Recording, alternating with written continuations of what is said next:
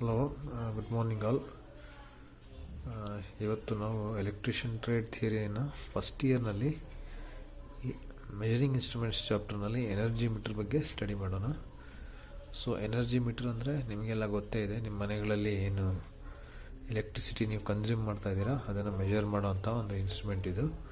So ಅದಕ್ಕೆ definition ಬಂದು it is integrating instrument. ಅದು ಏನು ಮಾಡುತ್ತೆ, ಅದರಲ್ಲಿರೋ ರೀಡಿಂಗ್ ಏನು ಬರ್ತಾ ಇರುತ್ತೆ ಅದು 1 ಮಂತ್ ಅಥವಾ 2 ಮಂತ್ಸ್ವರೆಗೂ ಇಂಟಿಗ್ರೇಟ್ ಮಾಡ್ತಾ ಫೈನಲಿ ನಿಮಗೆ 1 ಮಂತ್ಗೆ ಒಂದು ಸಲ ರೀಡಿಂಗ್ ಕೊಡುತ್ತೆ. ಅದು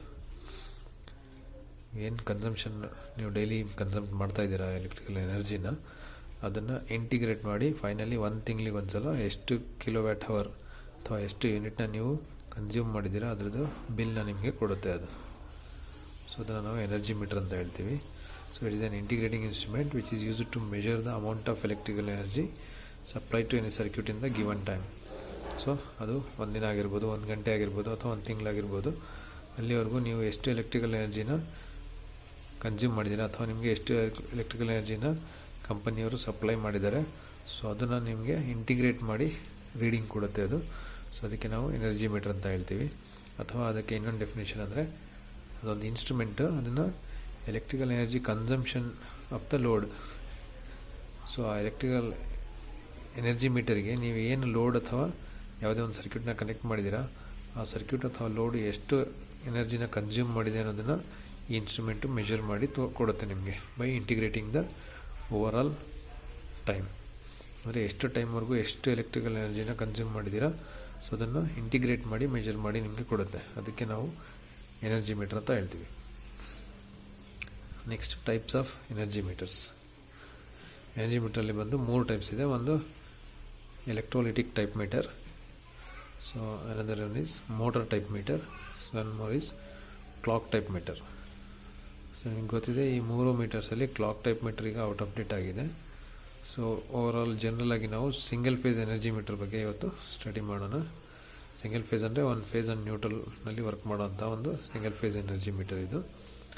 ಸೊ ಅದರಲ್ಲಿ ಏನಿದೆ, it's a sort of induction type watt hour meter. Single phase energy meter ಏನು ಯೂಸ್ ಮಾಡ್ತಾ ಇದ್ದೀವಿ ಮೆಕ್ಯಾನಿಕಲ್ ಟೈಪ್, ಅದು ಒಂದು it's a induction type watt hour meter. ಆಮೇಲೆ ಅದನ್ನು ನಾವು ಎಲೆಕ್ಟ್ರಿಕಲ್ ಎನರ್ಜಿನ ಮೆಜರ್ ಮಾಡೋಕ್ಕೆ ಯೂಸ್ ಮಾಡ್ತೀವಿ in terms of kilo watt hours. ಅದನ್ನು ನಾವು ಡೊಮೆಸ್ಟಿಕ್ ಪರ್ಪಸ್ ಯೂಸ್ ಮಾಡ್ತೀವಿ, ಇಂಡಸ್ಟ್ರಿಯಲ್ ಇನ್ಸ್ಟಾಲೇಷನ್ನ ಎಲೆಕ್ಟ್ರಿಕಲ್ ಎನರ್ಜಿನ ಮೆಜರ್ ಮಾಡೋದಕ್ಕೂ ಯೂಸ್ ಮಾಡ್ತೀವಿ. ಡೊಮೆಸ್ಟಿಕ್ ಅಂದರೆ ನಮ್ಮ ಮನೆಗಳಲ್ಲಿ ಏನೇನು ಎಲೆಕ್ಟ್ರಿಕಲ್ ಎನರ್ಜಿನ ಕನ್ಸ್ಯೂಮ್ ಮಾಡ್ತಾ ಇದ್ದೀವಿ ಅದನ್ನು ಮೆಜರ್ ಮಾಡೋಕ್ಕೂ ಯೂಸ್ ಮಾಡ್ತೀವಿ. ಜೊತೆಯಲ್ಲಿ ಇಂಡಸ್ಟ್ರಿಯಲ್ ಇನ್ಸ್ಟಾಲೇಷನ್ನಲ್ಲಿ ಮೆಜರ್ ಮಾಡೋದಕ್ಕೂ ಕೂಡ ಯೂಸ್ ಮಾಡ್ತೀವಿ. ಸೊ ನೆಕ್ಸ್ಟ್ ಎನರ್ಜಿ ಮೀಟರ್ಸಲ್ಲಿ ನೋಡಿ, ಇದು ಕ್ಲಾಕ್ ಟೈಪ್ ಎನರ್ಜಿ ಮೀಟರ್ ಇದು. ಸೊ ಆಲ್ಮೋಸ್ಟ್ ಈಗ ಇದೆಲ್ಲ ಔಟ್ ಆಫ್ ಡೇಟ್ ಆಗಿದೆ.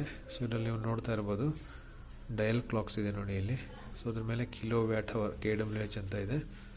ಸೊ ಇದೆಲ್ಲ ಡಯಲ್ಸ್, ಇದು ಡಯಲ್ ಕ್ಲಾಕ್ಸ್ ಇದು. ಸೊ ಅದರಲ್ಲಿ ಎನರ್ಜಿ ಮೀಟರ್ಸ್ ಇರ್ತಾಯಿತ್ತು. ಈಗ ನಿಮಗೆ ಈ ಥರದ್ದು ವಾಟರ್ ಮೀಟರ್ಸ್ ನೋಡೋದಕ್ಕೆ ಸಿಗುತ್ತೆ, ಬಟ್ ಎಲೆಕ್ಟ್ರಿಕಲ್ ಎನರ್ಜಿ ಮೀಟರ್ಸ್ ಈ ಥರದ್ದು ಆಲ್ಮೋಸ್ಟ್ ಔಟ್ ಆಫ್ ಡೇಟ್, ಎಲ್ಲೂ ನಿಮಗೆ ನೋಡೋಕ್ಕೆ ಸಿಗೋದಿಲ್ಲ ಈಗ. ಸೊ ಅದಾದಮೇಲೆ ನೆಕ್ಸ್ಟ್ ಈ ಟೈಪ್ ಬಂತು. ಸೊ ಇದು ಇಂಡಕ್ಷನ್ ಟೈಪ್ ವಿತ್ ಇದರಲ್ಲಿ ಏನಾಗುತ್ತೆ, ಡಿಸ್ಕ್ ರೋಟೇಟ್ ಆಗ್ತಾ ಇರುತ್ತೆ. ಸೊ ಡಿಸ್ಕ್ ರೋಟೇಟ್ ಆಗಿ ನಿಮ್ಮಲ್ಲಿ ಎಷ್ಟು ಎಲೆಕ್ಟ್ರಿಕಲ್ ಎನರ್ಜಿ ಕನ್ಸ್ಯೂಮ್ ಆಗ್ತಾ ಇದೆ ಅದನ್ನು ರೆಕಾರ್ಡ್ ಮಾಡ್ತಾ ಇರುತ್ತೆ. ಸೊ ಎನರ್ಜಿ ಮೀಟ್ರಲ್ಲಿ ಏನಂದರೆ ಇಲ್ಲಿ ನೋಡಿ ಇದರಲ್ಲೇ ಇದೆ ಸಿಂಗಲ್ ಫೇಸ್ ಟೈಪ್ ಬಂದು DD28 kilo watt hour energy meter ಅಂತ ಇದು. ಇದು 220 ವೋಲ್ಟ್ವರೆಗೂ ವರ್ಕ್ ಆಗುತ್ತೆ, 10 to 20 ಆ್ಯಂಪ್ಸ್ವರೆಗೂ ಇದ್ರದ್ದು ರೇಂಜ್ ಇದೆ. ಸೊ ನೆಕ್ಸ್ಟ್ 600R ಅಂದರೆ 600 revolution per kilowatt hour. So 1 kilowatt ಲೋಡ್ನ ನಾವು ಇದಕ್ಕೆ ಕನೆಕ್ಟ್ ಮಾಡಿ ಈ ಎನರ್ಜಿ ಮೀಟರ್ಗೆ, ಸೊ ಆ ಲೋಡ್ ಕನೆಕ್ಟ್ ಮಾಡಿದಾಗ ನಾವು ಅದಕ್ಕೆ ಈ ಡಿಸ್ಕ್ ಏನಿದೆ ಅದು 600 ರೊಟೇಷನ್ ತೊಗೊಂಡಾಗ 1 ಕಿಲೋವ್ಯಾಟ್ ಲೋಡ್ ಕನೆಕ್ಟ್ ಮಾಡಿ 600 ರೊಟೇಷನ್ ತೊಗೊಂಡ್ರೆ ಇದರಲ್ಲಿ 1 ಕಿಲೋವ್ಯಾಟ್ ಅವರ್ ಅಷ್ಟು ಎನರ್ಜಿ ಕನ್ಸ್ಯೂಮ್ ಆಗುತ್ತೆ, ಅಂದರೆ 1 ಯೂನಿಟ್ ಎನರ್ಜಿ ಕನ್ಸ್ಯೂಮ್ ಆಗುತ್ತೆ. ಸೊ ಇದರಲ್ಲಿ 1 ಯೂನಿಟ್ ಎನರ್ಜಿ ಕನ್ಸ್ಯೂಮ್ ಆಗೋದಕ್ಕೆ 1 ಕಿಲೋವ್ಯಾಟ್ ಲೋಡ್ನ ನಾವು 1 ಅವರ್ ಯೂಸ್ ಮಾಡಬೇಕು. ಆವಾಗ ನಮಗೆ ಈ ಡಿಸ್ಕ್ 600 ರೊಟೇಷನ್ ತೊಗೊಳುತ್ತೆ. ಸೊ ನೆಕ್ಸ್ಟ್ ಬಂದು construction of this single phase energy metre. So ಇದರಲ್ಲಿ ನೋಡಿ ಇದು ಓಲ್ಡ್ ಟೈಪ್ ಹೇಳಿದ್ನಲ್ಲ, ಕ್ಲಾಕ್ ಡಯಲ್ ಟೈಪ್ ಕ್ಲಾಕ್ ಟೈಪ್ದು ಇದು. ಸೊ ಇದು ಆಲ್ಮೋಸ್ಟ್ ಔಟ್ ಆಫ್ ಡೇಟ್ ಆಗಿದೆ. ಸೊ ಅದಾದಮೇಲೆ ನೆಕ್ಸ್ಟ್ ಈ ಟೈಪ್ ಬಂತು, ಇದು induction type energy metre, mechanical loading type. So ಇದು ಕೂಡ ಆಲ್ಮೋಸ್ಟ್ ಈಗ ರಿಮೂವ್ ಮಾಡಿಬಿಟ್ಟು ಎಲ್ಲ ಹೊಸದಾಗ್ತಾ ಇದ್ದಾರೆ. ಸೊ ಅದಾದಮೇಲೆ ನೆಕ್ಸ್ಟ್ ಈ ಟೈಪ್ ಬಂತು. ನೆಕ್ಸ್ಟ್ ಫರ್ದರ್ ಸ್ವಲ್ಪ ಮಾಡಿಫೈ ಮಾಡಿ ಈ ಥರ ಬಿಟ್ಟಿದ್ದಾರೆ. ಸೊ ಇದಾದಮೇಲೆ ಇದು ಕೂಡ out of date. Almost disc type ರೊಟೇಷನಲ್ಲಿ ಏನಿದೆ, ಡಿಸ್ಕ್ ಅಂದರೆ ಡಯಲ್ ನಂಬರ್ಸ್ ಟೈಪ್ ಏನು ಕಾಣ್ತಾ ಇದೆ ನಿಮಗೆ ಮೇಲೆ, ಆ ಥರದ್ದು ಆಲ್ಮೋಸ್ಟ್ ಎಲ್ಲ ರಿಮೂವ್ ಮಾಡಿದ್ದಾರೆ. ಈಗ ಎಲ್ಲ ಎಸ್ಕಾಮ್ಗಳು ಇದನ್ನು ರಿಮೂವ್ ಮಾಡಿದ್ದಾರೆ. ಆಲ್ಮೋಸ್ಟ್ ಕರ್ನಾಟಕದಲ್ಲಿ ಎಲ್ಲ ಮ್ಯಾಕ್ಸಿಮಮ್ ರಿಮೂವ್ ಆಗಿದೆ. ಎಲ್ಲೋ ಒಂದೊಂದು ಉಳಿದಿರ್ಬೋದು, ಅದು ಕೂಡ ಈಗ ರಿಮೂವ್ ಆಗುತ್ತೆ. ಸೊ ಎಲ್ಲ ಎಸ್ಕಾಮ್ಗಳು ಈ ಟೈಪ್ ಮೀಟರ್ಸ್ ಏನಿದೆ, ಅದು ಡಯಲ್ ಟೈಪ್ ಆಗಿರ್ಬೋದು ಅಥವಾ ಸ್ಪೀಡೋಮೀಟರ್ ಟೈಪ್, ಏನು ನಿಮಗೆ ಇಲ್ಲಿ ಕಾಣ್ತಾ ಇದೆ ನೋಡಿ ರೀಡಿಂಗ್ಸ್, ನಿಮ್ಮ ಸ್ಕೂಟರ್ ಅಥವಾ ವೆಹಿಕಲ್ಗಳಲ್ಲಿ ಏನು ಸ್ಪೀಡೋಮೀಟರ್ ಇದೆ ಆ ಥರದ್ದು ಇಲ್ಲಿ ಅಟ್ಯಾಚ್ಮೆಂಟ್ ಇರುತ್ತೆ. ಸೊ ಈ ಡಿಸ್ಕ್ ರೊಟೇಟ್ ಆದಾಗ ಅದರಲ್ಲಿ ಏನು ಸ್ಪಿಂಡಲ್ ರೊಟೇಟ್ ಆಗುತ್ತೆ. ಸೊ ಅದು ಈ ಗೇರ್ ಸಿಸ್ಟಮಿಂದ ಇದು ಕನೆಕ್ಟ್ ಆಗಿರುತ್ತೆ. ನಿಮ್ಮ ಸ್ಕೂಟರ್ದು ಸ್ಪೀಡೋಮೀಟರ್ ಯಾವ ಥರ ಕಿಲೋಮೀಟರ್ ರೀಡಿಂಗ್ ತೊಗೊಳುತ್ತೋ ಅದೇ ಥರ ಇದು ಕೂಡ ರೀಡಿಂಗ್ ತೊಗೊಳ್ತಾ ಇರುತ್ತೆ. ಸೊ ಇದೆರಡು ಮೂರೂ ಕೂಡ ಈಗ ಔಟ್ ಆಫ್ ಡೇಟ್ ಆಗಿದೆ. ನೆಕ್ಸ್ಟ್ ಬಂದು ಈಗ ಯೂಸ್ ಆಗ್ತಾ ಇರೋದು ಈ ಟೈಪ್ ನೋಡಿ, ಡಿಜಿಟಲ್ ಟೈಪ್. ಈ ಥರದ್ದು ಎನರ್ಜಿ ಮೀಟರ್ ಈಗ ಯೂಸ್ ಆಗ್ತಿದೆ. ಆಲ್ಮೋಸ್ಟ್ ಎಲ್ಲ ಕಡೆ ಈ ಥರದ್ದು ಇನ್ಸ್ಟಾಲ್ ಮಾಡ್ತಾ ಇದ್ದಾರೆ ಈಗ. ಮ್ಯಾಕ್ಸಿಮಮ್ ಎಲ್ಲ ಎಸ್ಕಾಮ್ಗಳು ಈ ಥರದ್ದು ಇನ್ಸ್ಟಾಲ್ ಮಾಡ್ತಾಯಿದ್ದಾರೆ. ಇದು ಡಿಜಿಟಲ್ ಡಿಸ್ಪ್ಲೇ ಇದೆ ಇದರಲ್ಲಿ. ಇದರಲ್ಲಿ ನಿಮಗೆ ಈ ಬಟನ್ ಪ್ರೆಸ್ ಮಾಡ್ತಾ ಹೋದರೆ, ಈ ಬ್ಲ್ಯಾಕ್ ಬಟನ್ ಪ್ರೆಸ್ ಮಾಡ್ತಾ ಹೋದರೆ ಕಂಟಿನ್ಯೂಸ್ ನಿಮಗೆ ವೋಲ್ಟೇಜ್, ಕರೆಂಟ್, ಪವರ್ ಫ್ಯಾಕ್ಟರ್, ಏನು ನಿಮ್ಮದು ಪ್ರೆಸೆಂಟ್ ಲೋಡ್ ಎಷ್ಟಿದೆ, ಎಷ್ಟು ಇಲ್ಲಿವರೆಗೂ ನೀವು ಪವರ್ ಕನ್ಸ್ಯೂಮ್ ಮಾಡಿದ್ದೀರಾ, ಲಾಸ್ಟ್ ಪವರ್ ಕನ್ಸ್ಯೂಮ್ ಎಷ್ಟಾಗಿತ್ತು, ಈಗ ಎಷ್ಟಾಗಿದೆ, ಈಗ ಇಲ್ಲಿವರೆಗೂ ಎಷ್ಟಾಗಿದೆ, ವಿತ್ ಡೇಟ್, ಟೈಮ್ ಎಲ್ಲ ಡಿಸ್ಪ್ಲೇ ಇದರಲ್ಲಿ ನಿಮಗೆ ತೋರಿಸುತ್ತೆ ಇದರಲ್ಲಿ. ಸೊ ಇದು ಡಿಜಿಟಲ್ ಟೈಪ್ ಇನ್ಸ್ಟ್ರೂಮೆಂಟ್ ಇದು. ಸೊ ಈಗ ನಾವು ಆ್ಯಕ್ಚುಲಿ ಏನು ನಾವು ಸ್ಟಡಿ ಮಾಡ್ತಾಯಿದ್ದೀವಿ ಅದು ಇದು ಇಂಡಕ್ಷನ್ ಟೈಪ್ ವ್ಯಾಟ್ ಮೀಟರ್ ಬಗ್ಗೆ. ಅದರದ್ದು ಕನ್ಸ್ಟ್ರಕ್ಷನ್ ಬಂದು ಈ ಥರ ಬರುತ್ತೆ ನೋಡಿ. ಸೊ ಇದರಲ್ಲಿ ಏನು ಡಿಸ್ಕ್ ಇದೆ, ದಿಸ್ ಈಸ್ ದ ಡಿಸ್ಕ್, ಇಲ್ಲೇ ಇದೆ ಇದು ಡಿಸ್ಕ್. ಸೊ ಇದೆರಡು ಬಂದು ಮ್ಯಾಗ್ನೆಟ್ಸ್ ಇದೆ ಇಲ್ಲಿ. ಸೊ ಇದೊಂದು ಶಂಟ್ ಮ್ಯಾಗ್ನೆಟ್, ಇದು ಸೀರೀಸ್ ಮ್ಯಾಗ್ನೆಟ್ ಅಂತ ಹೇಳ್ತೀವಿ. ಒಂದು ಶಂಟ್ ಮ್ಯಾಗ್ನೆಟ್, ಒಂದು ಸೀರೀಸ್ ಮ್ಯಾಗ್ನೆಟ್ ಇದರಲ್ಲಿ ಅಟ್ಯಾಚ್. ಸೊ ಇದು ಬಂದು ಒಂದು ಶಂಟ್ ಮ್ಯಾಗ್ನೆಟ್, ಇನ್ನೊಂದು ಸೀರೀಸ್ ಮ್ಯಾಗ್ನೆಟ್. ಸೊ ನೆಕ್ಸ್ಟ್ ಇಮೇಜಲ್ಲಿ ಇದಕ್ಕಿಂತ ಚೆನ್ನಾಗಿದೆ ಕನ್ಸ್ಟ್ರಕ್ಷನ್, ಅದನ್ನು ನೋಡೋದನ್ನ. ಸೊ ಇಲ್ಲಿ ನೋಡಿ ಈಸಿಯಾಗಿ ಗೊತ್ತಾಗುತ್ತೆ ನಿಮಗೆ. ಸೊ ಇದೊಂದು ಸ್ಪಿಂಡಲ್ ಕನೆಕ್ಟ್ ಆಗಿದೆ ಅಥವಾ ಶಾಫ್ಟ್. ಆ ಶಾಫ್ಟಿಗೆ ಒಂದು ಡಿಸ್ಕ್ ಅಟ್ಯಾಚ್ ಆಗಿದೆ. ಸೊ ಆ ಶಾಫ್ಟ್ ಒಂದು ಶಂಟ್ ಮ್ಯಾಗ್ನೆಟಿಂದ ಇನ್ಸರ್ಟ್ ಆಗಿದೆ ನೋಡಿ, ಇದು ಶಂಟ್ ಮ್ಯಾಗ್ನೆಟ್. ಸೊ ಇದೊಂದು ಸೀರೀಸ್ ಮ್ಯಾಗ್ನೆಟ್. ಸೀರೀಸ್ ಮ್ಯಾಗ್ನೆಟಲ್ಲಿ ಏನು ಕಾಯಿಲ್ ಇದೆ ಅದು ಲೆಸ್ ನಂಬರ್ ಆಫ್ ಟರ್ನ್ಸ್, ಯಾಕಂದರೆ ಅದು ಕರೆಂಟ್ ಕಾಯಿಲ್. ಸೊ ಹಾಗೆ ಲೆಸ್ ನಂಬರ್ ಆಫ್ ಟರ್ನ್ಸ್ ಇರುತ್ತೆ ಇಲ್ಲಿ. ಸೊ ಇನ್ನೊಂದು ಇಲ್ಲಿ ಶಂಟ್ ಮ್ಯಾಗ್ನೆಟ್ ಏನಿದೆ ಇಲ್ಲಿ ಪ್ರೆಷರ್ ಕಾಯಿಲ್ ಇದೆ. ಸೊ ಹಾಗೆ ನಂಬರ್ ಆಫ್ ಟರ್ನ್ಸ್ ಜಾಸ್ತಿ ಇರುತ್ತೆ ಇಲ್ಲಿ. ಪ್ರೆಷರ್ ಕಾಯಿಲ್ ಯಾವಾಗಲೂ ಪವರ್ ಸಪ್ಲೈ ಅಥವಾ ಲೋಡ್ಗೆ ಪ್ಯಾರಲಲ್ ಕನೆಕ್ಟ್ ಆಗುತ್ತೆ ನೋಡಿ, ಇದು ಪ್ರೆಷರ್ ಕಾಯಿಲ್. ಸೊ ಇಲ್ಲೊಂದು ಫೇಸಿಗೆ ಕನೆಕ್ಟ್ ಆಗಿದೆ, ಇಲ್ಲೊಂದು ನ್ಯೂಟ್ರಲಿಗೆ ಕನೆಕ್ಟ್ ಆಗಿದೆ. ಸೊ ಕರೆಂಟ್ ಕಾಯಿಲ್ ಒಂದು ನ್ಯೂಟ್ರಲ್ ಅಥವಾ ಫೇಸ್ ಜೊತೆ ಸೀರೀಸ್ ಆಗಿ ಮಾತ್ರ ಇರುತ್ತೆ, ಲೋಡ್ ಆ್ಯಂಡ್ ಸೋರ್ಸಿಗೆ ಸೀರೀಸ್ ಆಗಿರುತ್ತೆ. ಪ್ರೆಷರ್ ಕಾಯಿಲ್ ಲೋಡ್ ಸೋರ್ಸಿಗೆ ಪ್ಯಾರಲಲ್ ಆಗಿರುತ್ತೆ. ಸೊ ಇಲ್ಲಿ ಫೇಸ್ ನ್ಯೂಟ್ರಲ್ ಎರಡೂ ಅಪ್ಲೈ ಆಗುತ್ತೆ, ಇಲ್ಲಿ ಫೇಸ್ ಅಥವಾ ನ್ಯೂಟ್ರಲ್ ಮಾತ್ರ ಅಪ್ಲೈ ಆಗುತ್ತೆ.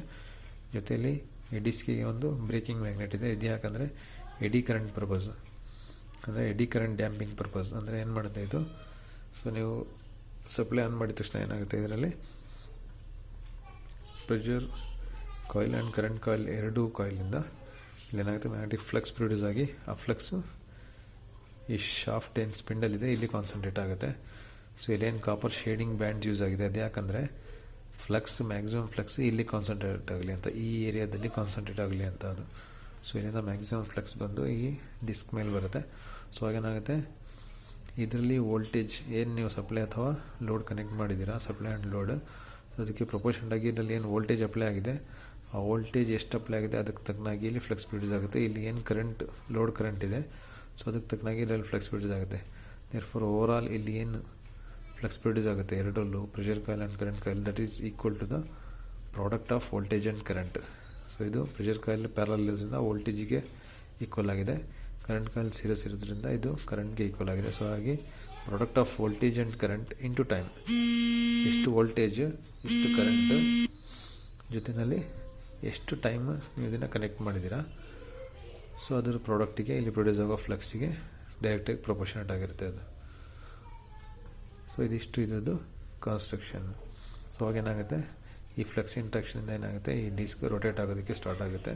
ಸೊ ಆಗ ಇದಕ್ಕೆ ಈ ಸ್ಪಿಂಡಲ್ಗೆ ಡಿಸ್ಕ್ ಜೊತೆ ಇನ್ನೇನು ಅಟ್ಯಾಚ್ ಆಗಿರುತ್ತೆ ಟು ರೆಕಾರ್ಡಿಂಗ್ ಮೆಕ್ಯಾನಿಸಮ್. ನೋಡಿ ಇಲ್ಲಿ ಒಂದು ಮೆಕ್ಯಾನಿಸಮ್ ಎಂಥದ್ದು ಸ್ಪೀಡೋಮೀಟರ್ನಲ್ಲಿ ಏನು ನಂಬರ್ಸ್ ಡಿಸ್ಪ್ಲೇ ಇದೆಯಲ್ಲ, ಸೊ ಆ ಥರದ್ದು ಒಂದು ರೆಕಾರ್ಡಿಂಗ್ ಮೆಕ್ಯಾನಿಸಮ್ ಇದಕ್ಕೆ ಅಟ್ಯಾಚ್ ಆಗಿರುತ್ತೆ. ಇದು ರೊಟೇಟ್ ಆದಾಗ ಏನಾಗುತ್ತೆ ನಂಬರ್ಸ್ ಕೂಡ ಅಲ್ಲಿ ಚೇಂಜ್ ಆಗ್ತಾ ಇರುತ್ತೆ, 0 1 2 3 4 5 6 ಆ ಥರ ಚೇಂಜ್ ಆಗ್ತಾ ಇರುತ್ತೆ. ಸೊ ಇದು ಬಂದು ರೆಕಾರ್ಡಿಂಗ್ ಮೆಕ್ಯಾನಿಸಮ್ ಈಗ ಅಟ್ಯಾಚ್ ಆಗಿರುತ್ತೆ. ಸೊ ಇದಿಷ್ಟು ಇದ್ರದ್ದು ವರ್ಕಿಂಗ್. ಸೊ ಬ್ರೇಕಿಂಗ್ ಮ್ಯಾಗ್ನೆಟ್ ಏನು ಮಾಡುತ್ತೆ, ಡಿಸ್ಕ್ ರೊಟೇಟ್ ಆದಾಗ ಏನಾಗುತ್ತೆ ಡಿಸ್ಕ್ ರೊಟೇಟ್ ಆಗ್ತಾ ಇದೆ. ಸೊ ಇದು ಮ್ಯಾಕ್ಸಿಮಮ್ ಸ್ಪೀಡಲ್ಲಿ ಅದ್ರದ್ದು ಅವರೇಜ್ ಸ್ಪೀಡ್ ಅಂದರೆ ಎಷ್ಟು ಲೋಡ್ ಡಿಪೆಂಡ್ ಅಪಾನ್ ಲೋಡ್ ಜಾಸ್ತಿ ಆದರೆ ಇದು ಸ್ಪೀಡ್ ಜಾಸ್ತಿ ಆಗುತ್ತೆ, ಲೋಡ್ ಕಡಿಮೆ ಆದರೆ ಸ್ಪೀಡ್ ಕಡಿಮೆ ಆಗುತ್ತೆ. ಸೊ ಡಿಪೆಂಡ್ ಅಪಾನ್ ಲೋಡ್ ಮೇಲೆ ಇದ್ರದ್ದು ಸ್ಪೀಡ್ ಇರುತ್ತೆ ಡಿಸ್ಕಿಂದು. ಸೊ ಬೈ ಚಾನ್ಸ್ ಯಾವ್ದಾದ್ರು ನೀವು ಕೊಡ್ತಾ ಇರೋ ಸಪ್ಲೈಲಿ ಕಟ್ ಆಯಿತು ಅಂದರೆ ಸೊ ಆಗ ಈ ಡಿಸ್ಕ್ ಏನಿದೆ ರೊಟೇಷನ್ ಸ್ಟಾಪ್ ಆಗಬೇಕು. ಈ ಬ್ರೇಕ್ ಮ್ಯಾಗ್ನೆಟ್ ಇಲ್ಲ ಅಂದರೆ ಏನಾಗುತ್ತೆ, ಇದು ಇಮಿಡಿಯೇಟ್ ಸ್ಟಾಪ್ ಆಗೋಲ್ಲ, ಸ್ವಲ್ಪ ಲೇಟ್ ಆಗುತ್ತೆ, ರನ್ ಆಗ್ತಾನೆ ಇರುತ್ತೆ ಅದು. ಸೊ ಈ ಬ್ರೇಕಿಂಗ್ ಮ್ಯಾಗ್ನೆಟ್ ಏನು ಮಾಡುತ್ತೆ, ಸಪ್ಲೈ ಕಟ್ ಆದ ತಕ್ಷಣ ಇಮ್ಮಿಡಿಯೇಟ್ ಇದರಲ್ಲಿ ಕಂಟಿನ್ಯೂಸ್ ಇದೇನು ಮಾಡ್ತಾ ಇರುತ್ತೆ ಬ್ರೇಕಿಂಗ್ ಮ್ಯಾಗ್ನೆಟ್, ಇದೊಂದು ಪರ್ಮನೆಂಟ್ ಮ್ಯಾಗ್ನೆಟ್ ಎಡಿ ಕರೆಂಟ್ ಪ್ರೊಡ್ಯೂಸ್ ಮಾಡ್ತಾ ಇರುತ್ತೆ. ಸೊ ಇಮಿಡಿಯೇಟ್ ಇಲ್ಲಿ ಸಪ್ಲೈ ಕಟ್ ಆದ ತಕ್ಷಣ ಏನಾಗುತ್ತೆ, ಇದರಲ್ಲಿ ಬ್ರೇಕಿಂಗ್ ಮ್ಯಾಗ್ನೆಟ್ ಇದ್ರ ರೊಟೇಷನ್ ಅಪೋಸ್ ಮಾಡಿ ಇಮಿಡಿಯೇಟ್ ಸ್ಟಾಪ್ ಮಾಡುತ್ತೆ. ಸೊ ಅದು ಬಂದು ಅದರದ್ದು function. So next working function ಹೇಳಿದ್ನಲ್ಲ. ಸೊ ಇದೊಂದು ಇನ್ನೊಂದು ಡಯಾಗ್ರಾಮ್ ಇದೆ, ವರ್ಕಿಂಗ್ ಡಯಾಗ್ರಾಮು. ಸೊ ಇದಕ್ಕೇನು ಇನ್ಪುಟ್ ಕೊಡ್ತೀರಾ, this is line input. So ಇಲ್ಲೊಂದು ಫೇಸ್, ಇಲ್ಲೊಂದು ನ್ಯೂಟ್ರಲ್ ಕೊಟ್ಟರೆ ನೀವು. ಸೊ ಇದು ಬಂದು ಪ್ರೆಷರ್ ಕಾಯಿಲ್, ಇದು ಬಂದು ಕರೆಂಟ್ ಕಾಯಿಲ್. ಪ್ರೆಷರ್ ಕಾಯಿಲ್ ಏನಾಗಿದೆ, ಇಲ್ಲಿ ನಂಬರ್ ಆಫ್ ಟರ್ನ್ಸ್ ಜಾಸ್ತಿ ಇದೆ, ಜೊತೆಯಲ್ಲಿ ಥಿನ್ ಆಗಿದೆ ವೈರು. ಸೊ ಇಲ್ಲಿ ಕರೆಂಟ್ ಕಾಯಿಲ್ ಏನಿದೆ, ನಂಬರ್ ಆಫ್ ಟರ್ನ್ಸ್ ಕಡಿಮೆ ಇದೆ, ಜೊತೆಯಲ್ಲಿ ಥಿಕ್ ಕಾಯಿಲ್ ಇದೆ. ಸರಿನಾ? ಸೊ ಆಗೇನಾಗುತ್ತೆ, ಡಿಫ್ರೆನ್ಸ್ ಆಫ್ ಇಂಪಿಡೆನ್ಸಿಂದ ಏನಾಗುತ್ತೆ, ಇಲ್ಲಿ ಪವರ್ ಫ್ಯಾಕ್ಟರ್ ಡಿಫ್ರೆನ್ಸ್ ಕ್ರಿಯೇಟ್ ಆಗುತ್ತೆ. ಎರಡು ಕಾಯಿಲಿನಲ್ಲಿ ಪವರ್ ಫ್ಯಾಕ್ಟರ್ ಡಿಫ್ರೆನ್ಸ್ ಕ್ರಿಯೇಟ್ ಆಗುತ್ತೆ. ಯಾಕಂದರೆ ಇದರಲ್ಲಿ ಇಂಪಿಡೆನ್ಸ್ ಏನಾಗಿದೆ, ಇಲ್ಲಿ ನೋಡಿ, ಇಲ್ಲಿ ರೆಸಿಸ್ಟೆನ್ಸ್ ಕಡಿಮೆ ಇದೆ ಅಂದರೆ ಇಂಪಿಡೆನ್ಸ್ ಜಾಸ್ತಿ ಇದೆ, ಇಲ್ಲಿ ರೆಸಿಸ್ಟೆನ್ಸ್ ಜಾಸ್ತಿ, ಇಂಪಿಡೆನ್ಸ್ ಕಡಿಮೆ ಆಗುತ್ತೆ. ಇದರಲ್ಲಿ ಈ ಕರೆಂಟ್ ಪ್ರೆಷರ್ ಕಾಯಿಲ್ನಲ್ಲಿ ಇಂಪಿಡೆನ್ಸ್ ಕಡಿಮೆ ಆಗುತ್ತೆ, ಕರೆಂಟ್ ಕಾಯಿಲ್ನಲ್ಲಿ ಇಂಪಿಡೆನ್ಸ್ ಜಾಸ್ತಿ ಆಗುತ್ತೆ. ಸೊ ಹಾಗೆ ಡಿಫ್ರೆನ್ಸ್ ಆಫ್ ಇಂಪಿಡೆನ್ಸಿಂದ ಏನಾಗುತ್ತೆ, ಇಲ್ಲಿ difference of power factor produce ಆಗಿ ಏನಾಗುತ್ತೆ, ಡಿಫ್ರೆನ್ಸ್ ಆಫ್ ಟಾರ್ಕ್ ಪ್ರೊಡ್ಯೂಸ್ ಆಗುತ್ತೆ ಇಲ್ಲಿ. ಸೊ ನೆಕ್ಸ್ಟ್ ವರ್ಕಿಂಗಲ್ಲಿ ಬಂದು the metallic disc acted upon the 2 coils. So ಇಲ್ಲೇನಾಗುತ್ತೆ, ಮೆಟಾಲಿಕ್ ಡಿಸ್ಕ್ ಏನಾಗುತ್ತೆ, 2 ಕಾಯಿಲಿಂದ ಆ್ಯಕ್ಟ್ ಆಗುತ್ತೆ. ಒಂದು ಕರೆಂಟ್ ಕಾಯಿಲ್, ಇನ್ನೊಂದು ಪ್ರೆಷರ್ ಕಾಯಿಲ್. ಅಂದರೆ ಒಂದು ಶಂಟ್ ಮ್ಯಾಗ್ನೆಟ್, ಸೀರೀಸ್ ಮ್ಯಾಗ್ನೆಟ್ ಎರಡರಿಂದ ಕನೆಕ್ಟ್ ಆಗಿದೆ. ಸೊ ಕನೆಕ್ಟ್ ಆಗೋ ಕಾಯಿಲ್ ಏನು ಮಾಡ್ತೀವಿ, ಅದು ಎರಡಲ್ಲೂ ಏನು ಮ್ಯಾಗ್ನೆಟಿಕ್ ಫ್ಲಕ್ಸ್ ಪ್ರೊಡ್ಯೂಸ್ ಆಗುತ್ತೆ ಅದಕ್ಕೆ ಪ್ರೊಪೋರ್ಷನೇಟ್ ಆಗಿರುತ್ತೆ. ಯಾವುದಕ್ಕೆ, ಸೊ ಪ್ರೆಷರ್ ಕಾಯಿಲ್ನಲ್ಲಿ ವೋಲ್ಟೇಜ್ಗೆ ಪ್ರೊಪೋರ್ಷನೇಟ್ ಆಗಿರುತ್ತೆ, ಕರೆಂಟ್ ಕಾಯಿಲ್ ಕರೆಂಟಿಗೆ ಪ್ರೊಪೋರ್ಷನೇಟ್ ಆಗುತ್ತೆ. ಸೊ ಹಾಗೆ ಎರಡದ್ದು ಪ್ರಾಡಕ್ಟಿಂದ ಏನು ಮ್ಯಾಗ್ನೆಟಿಕ್ ಫ್ಲಕ್ಸ್ ಪ್ರೊಡ್ಯೂಸ್ ಆಗುತ್ತೆ, ಅದರಿಂದ ಏನಾಗುತ್ತೆ, difference of voltage coil delayed by 90 degree. ಯಾಕಂದರೆ impedance of the both coils are not same. So ಎರಡಲ್ಲೂ ಏನು ಇಂಪಿಡೆನ್ಸ್ ಇದೆ ಅದು ಬೇರೆ ಬೇರೆ ಇರೋದ್ರಿಂದ ಇಲ್ಲಿ field of the coil delayed by 90 degree. ಯಾವುದು ನಿಮಗೆ ಶಂಟ್ ಮ್ಯಾಗ್ನೆಟ್ದು ಫೀಲ್ಡ್ ಏನಿದೆ, ಫೀಲ್ಡ್ ಆಫ್ ಕಾಯಿಲ್, ಅದು 90 ಡಿಗ್ರಿ ಡಿಫ್ರೆನ್ಸ್ ಆಗುತ್ತೆ, ಅದು ಲ್ಯಾಗ್ ಆಗ್ತಾ ಇರುತ್ತೆ 90 ಡಿಗ್ರಿ. ಯಾವುದರಿಂದ, ಕರೆಂಟ್ ಮ್ಯಾಗ್ನೆಟ್ಗಿಂತ ವೋಲ್ಟೇಜ್ ಮ್ಯಾಗ್ನೆಟ್ನಲ್ಲಿ ಏನು ಪ್ರೊಡ್ಯೂಸ್ ಆಗೋ ಫ್ಲಕ್ಸ್ ಏನಿದೆ ಅದು ಲ್ಯಾಗ್ ಆಗುತ್ತೆ. ಸೊ ಹಾಗಾಗಿ ಇಲ್ಲಿ ಡಿಫ್ರೆನ್ಸ್ ಆಫ್ ಕರೆಂಟಿಂದ ಡಿಫ್ರೆನ್ಸ್ ಆಫ್ ಟಾರ್ಕ್ ಪ್ರೊಡ್ಯೂಸ್ ಆಗುತ್ತೆ. ಸೊ ಅದರಿಂದ ರೊಟೇಷನ್ ಸ್ಟಾರ್ಟ್ ಆಗುತ್ತೆ. ಸೊ ಆ difference of lagging of difference of power factor ಇದೆ, ಅದರಿಂದ ಏನು ಟಾರ್ಕ್ ಪ್ರೊಡ್ಯೂಸ್ ಆಗುತ್ತೆ. ಸೊ ಅದು oppose to the force of proportion to the speed, ಅದನ್ನು ಪ್ರಪೋರ್ಷನ್ ಆಫ್ ಸ್ಪೀಡ್ನ ಅಪೋಸ್ ಮಾಡಿ ಅಲ್ಲಿ ಟಾರ್ಕ್ ಪ್ರೊಡ್ಯೂಸ್ ಆಗುತ್ತೆ. ಸೊ ಜೊತೆಲಿ ಏನು ಮಾಡುತ್ತೆ, ಪರ್ಮನೆಂಟ್ ಮ್ಯಾಗ್ನೆಟ್ ಏನಿದೆ ಅದೇನು ಮಾಡುತ್ತೆ, ಬ್ರೇಕಿಂಗ್ ಮ್ಯಾಗ್ನೆಟ್ ಏನಿದೆ ಅದು ಎಡಿ ಕರೆಂಟ್ನ ಪ್ರೊಡ್ಯೂಸ್ ಮಾಡಿ ಸ್ಪೀಡ್ನ ಅಪೋಸ್ ಮಾಡಿದೆ. ಯಾವ ಸ್ಪೀಡ್ನ, ಡಿಸ್ಕ್ ಸ್ಪೀಡ್ ಏನಿದೆ ಅದನ್ನು ಅಪೋಸ್ ಮಾಡಿ ರೆಗ್ಯುಲರಾಗಿ ಕಾನ್ಸ್ಟೆಂಟ್ ಸ್ಪೀಡಿಗೆ ತರುತ್ತೆ. ಅಂದರೆ ಏನು ಲೋಡ್ ಕನೆಕ್ಟ್ ಆಗಿದೆ ಅದಕ್ಕೆ ತಕ್ಕನಾಗಿ ಅದರಲ್ಲಿ ಸ್ಪೀಡ್ ಇರಬೇಕು, ಓವರ್ ಎಕ್ಸಸ್ ಸ್ಪೀಡ್ ಇರಬಾರ್ದು, ಸ್ಲೋನು ಇರಬಾರ್ದು, ಆ ಥರ ಅದನ್ನು ಮೇಂಟೈನ್ ಮಾಡುತ್ತೆ. ಸೊ ನೆಕ್ಸ್ಟ್ ವರ್ಕಿಂಗ್ ಬಂದರೆ ಅಲ್ಯೂಮಿನಿಯಂ ಡಿಸ್ಕ್ ಏನಿದೆ ಅದು ರೊಟೇಷನ್ ಪವರ್ ಕನ್ಸಂಪ್ಷನ್ ಮೇಲೆ ಡಿಪೆಂಡ್ ಆಗಿರುತ್ತೆ. ಅಲ್ಯೂಮಿನಿಯಂ ಸ್ಪೀಡ್ ಡಿಸ್ಕ್ ಸ್ಪೀಡ್ ಜಾಸ್ತಿ ಇದೆ ಅಂದರೆ ನಾವು ಕನೆಕ್ಟ್ ಮಾಡಿರೋ ಲೋಡ್ ಕೂಡ ಜಾಸ್ತಿ ಇದೆ ಅಂತ. ಲೋಡ್ ಕಡಿಮೆ ಇದ್ದರೆ ಪವರ್ ಕನ್ಸಂಪ್ಷನ್ನು ಅದು ಸ್ಪೀಡ್ ಕೂಡ ಕಡಿಮೆ ಇರುತ್ತೆ. ಸೊ ಯಾಕಂದರೆ ಅದು direct proportion to the load ಆಗಿರುತ್ತೆ ಯಾವಾಗಲೂ. ಸೊ ಲೋಡಲ್ಲಿ ಲೋಡ್ ಕರೆಂಟ್ ಜಾಸ್ತಿ ಇದೆ ಅಂದರೆ ಅಥವಾ ಎನರ್ಜಿ ಕನ್ಸಂಪ್ಷನ್ ಜಾಸ್ತಿ ಆಗ್ತಾ ಇದೆ ಅಂದರೆ ಡಿಸ್ಕ್ ಸ್ಪೀಡು ಜಾಸ್ತಿ ಇರುತ್ತೆ. ಸೊ ಹಾಗಾಗಿ ಅದು ಲೋಡ್ಗೆ ಡೈರೆಕ್ಟಾಗಿ ಪ್ರಪೋರ್ಷನೇಟ್ ಆಗಿರುತ್ತೆ. ಸೊ ಆಮೇಲೆ ಡಿಸ್ಕ್ ಸ್ಪೀಡ್ ಏನಿದೆ ಅದು ಕೂಡ ವೋಲ್ಟೇಜ್ ಆ್ಯಂಡ್ ಕರೆಂಟು ಕೂಡ ಡೈರೆಕ್ಟ್ ಪ್ರಪೋರ್ಷನೇಟ್ ಆಗಿರುತ್ತೆ. ಯಾಕಂದರೆ ಅದು ಶಂಟ್ ಮ್ಯಾಗ್ನೆಟ್ ಆ್ಯಂಡ್ ಸೀರೀಸ್ ಮ್ಯಾಗ್ನೆಟಿಂದ ಪ್ರೊಡ್ಯೂಸ್ ಆಗಿರೋಂಥ ಫ್ಲೆಕ್ಸಿಂದ ರನ್ ಆಗ್ತಾ ಇದೆ. ಸೊ ಹಾಗೆ ಅದ್ರ ಪ್ರಾಡಕ್ಟಿಗೂ ಕೂಡ ಪ್ರಪೋರ್ಷನೇಟ್ ಆಗಿರುತ್ತೆ. ಸೊ ಆದಮೇಲೆ if one uses 1 kilowatt in 1 hour duration 1 unit of energy get consumed. ಅಂದರೆ ಸೊ ಒಂದು ಸರ್ಕ್ಯೂಟ್ನಲ್ಲಿ 1 kilowatt ಲೋಡ್ನ ನಾವು 1 hour ಡ್ಯೂರೇಷನ್ ಯೂಸ್ ಮಾಡಿದ್ರೆ ಸೊ ಆವಾಗ ಅದರಲ್ಲಿ ಎಷ್ಟು ಎನರ್ಜಿ ಕನ್ಸ್ಯೂಮ್ ಆಗಿದೆ ಅಂತ ಅರ್ಥ. 1 kilowatt ಆಫ್ ಎನರ್ಜಿ ಕನ್ಸ್ಯೂಮ್ ಆಗಿದೆ ಅಂತ ಅಂದರೆ 1 unit 1 kWh is equal to 1 unit ಅಷ್ಟು ಎನರ್ಜಿ ಕನ್ಸ್ಯೂಮ್ ಆಗಿದೆ ಅಂತ. ಯಾವಾಗ 1 kilowatt ಲೋಡು 1 hourಗೆ ಕನ್ಸ್ಯೂಮ್ ಆದರೆ.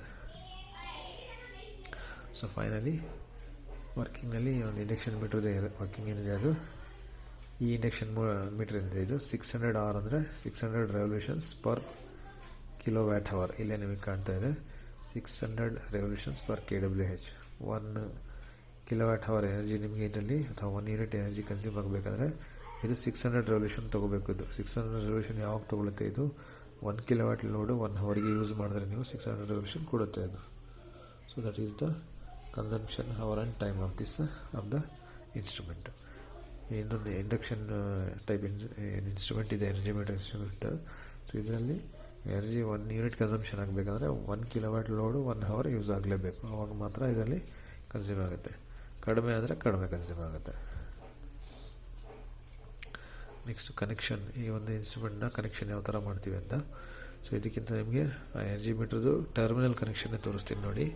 ಸೊ ಟರ್ಮಿನಲ್ ಕನೆಕ್ಷನ್ ಈ ಥರ ಇರುತ್ತೆ. ನೀವು ನೋಡಿರ್ಬೋದು ಎನರ್ಜಿ ಮೀಟ್ರಲ್ಲಿ 4 ಟರ್ಮಿನಲ್ ಇರುತ್ತೆ. ಸೊ ಅದರಲ್ಲಿ ಫಸ್ಟ್ ಟರ್ಮಿನಲ್ ಯಾವಾಗಲೂ ಫೇಸಿಗೆ ಕನೆಕ್ಟ್ ಮಾಡ್ತೀವಿ, ಲೈನ್ ಇನ್ ಅಥವಾ ಫೇಸ್ ಇನ್ನಿಗೆ ಕನೆಕ್ಟ್ ಮಾಡ್ತೀವಿ. ಸೆಕೆಂಡ್ ಟರ್ಮಿನಲ್ ಬಂದು ನ್ಯೂಟ್ರಲ್ಲು. ಸೊ ನ್ಯೂಟ್ರಲ್ನ 2 terminal second and third terminal neutral ಇರುತ್ತೆ. ಅದಕ್ಕೆ ಇಂಟರ್ನಲ್ಲಿ ಅದು ಲಿಂಕ್ ಮಾಡಿರ್ತಾರೆ. ಸೊ ಹಾಗೆ ಎಲ್ಲ ಲಿಂಕ್ ತೋರಿಸಿದ್ದೀನಿ. ಈಸ್ ಫಸ್ಟ್ ಒಂದು ಟರ್ಮಿನಲ್ ಲೈನ್ ಇನ್, ನ್ಯೂಟ್ರಲ್ ಇನ್. So third terminal neutral out, last terminal line out. So first terminal ಏನಾಗುತ್ತೆ, ಅದು ಕರೆಂಟ್ ಕಾಯಿಲ್ಗೆ ಕನೆಕ್ಟ್ ಆಗಿ ವಾಪಸ್ ಲೈನ್ ಔಟಿಗೆ ಬಂದುಬಿಡುತ್ತೆ. ಸೊ ನೆಕ್ಸ್ಟ್ ಇದು ನ್ಯೂಟ್ರಲ್ ಏನಾಗಿದೆ, ಅದು pressure coil line and neutral ಜೊತೆ ಕನೆಕ್ಟ್ ಆಗಿರುತ್ತೆ. ಸೊ ಔಟ್ಪುಟ್ಟಲ್ಲೂ ಕೂಡ ನ್ಯೂಟ್ರಲ್ ಬರುತ್ತೆ. ಸೊ ಇದು ಬಂದು connection of the energy metre.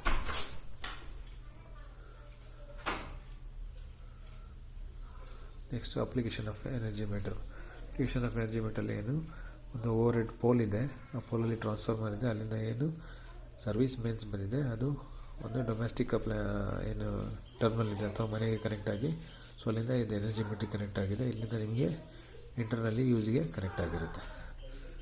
So ಇದಿಷ್ಟು ಒಂದು ಎನರ್ಜಿ ಮೀಟರ್ನ ಕನೆಕ್ಷನ್ಗಳು ಆ್ಯಂಡ್ ವರ್ಕಿಂಗ್ ಕನ್ಸ್ಟ್ರಕ್ಷನ್ಸ್ ಆಗಿದೆ. So that's it for today. Thank you all.